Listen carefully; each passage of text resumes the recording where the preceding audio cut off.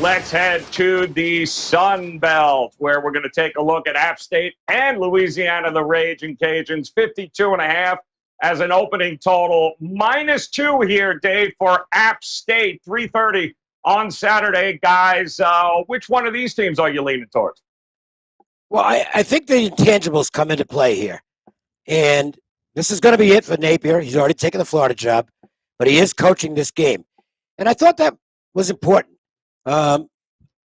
I really feel as though if he felt he was going to be any kind of a distraction, that he just said, okay, I'll move out now. I think you're going to see this Cajuns team want to send him out on a winning note. Players love him. I don't think the players are feeling he's disloyal or anything. Look, it's Florida. It's a huge job. So I don't think there's any ill will there. And go back to the regular season matchup.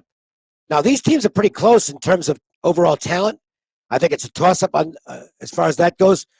But that first game was completely lopsided. So the matchup here, I think, is something that still favors ULL. I don't know that things have changed that much. So even though I think the number based on power ratings is about where it should be, you can make a case that App State might be the slightly better team. I don't think they match up well with the Cajuns, and I think you're going to get a very focused UL Lafayette squad here. I like Lafayette to win this game, or Louisiana, whichever you want to call them. Ragin Cajuns, it is.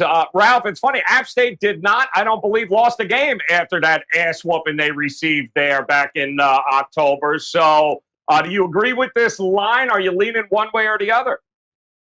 Yeah, 6-0 straight up, 5-1 ATS down the stretch. App State's 2 losses at Miami of Florida, a game that went down to the last second, and then that Louisiana game. I think in that Louisiana game, remember, App State got out to a 14-0 lead, and then got outscored. Yeah, and then it was a complete turnaround. Of course, ULL was a popular pick early to knock off Texas. What happens? Texas looks like they're a top 10 team in the opener. They lose by 20, and then they go on to win every game. I'm going to look at the defensive side of the ball. You know, I look at ULL, 13 points per game down the stretch. Yes, the offenses are Georgia State and Troy, but Liberty's decent.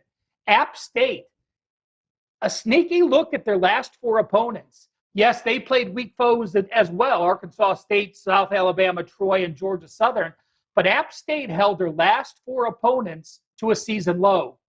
And I'm a big advocate when you're looking at a team and they're playing that well down the stretch, holding opponents to a season low. What's the season low for ULL? 283. They're not going to hold them to that. But ULL also has the motivation of double revenge. Remember, this is the 4th year that they were supposed to have a Sun Belt champion. Well, the first 2 seasons in 18 and 19, App State hosted in Boone, ULL. Last year, they had to cancel the game. So these are the only 2 teams that have played in the Sun Belt Championship. A lot of motivation for ULL on that side, but I think I'm going to go with the under. Yes, we have Lewis with an 18-4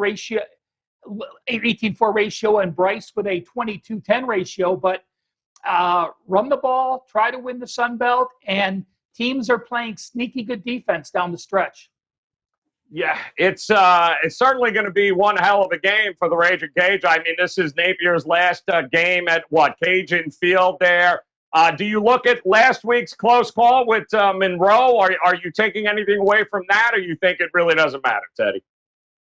I don't think it matters one bit. And if you're trying to handicap conference championship weekend after teams have already clinched and when they're facing their rivals who have nothing to play for but that game, you know, we saw plenty of teams with similar results last week who didn't exactly light up the scoreboard or play their best football, who may well be undervalued commodities this week.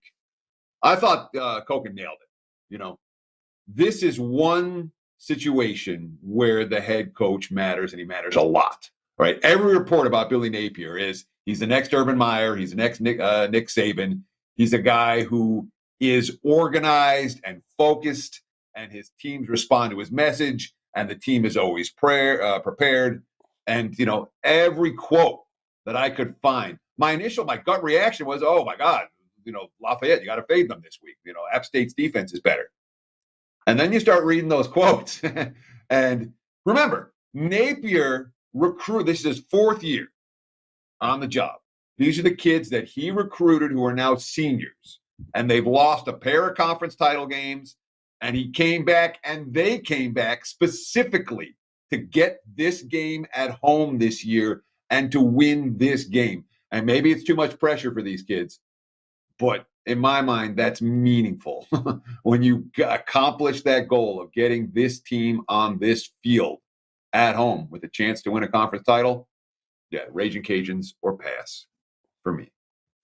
Quarterback Levi Lewis, only 4 picks on the season, too, so they don't tend to beat themselves and turn the ball over. It's going to be one hell of a matchup there, guys. App State taking on the Ragin Cajuns.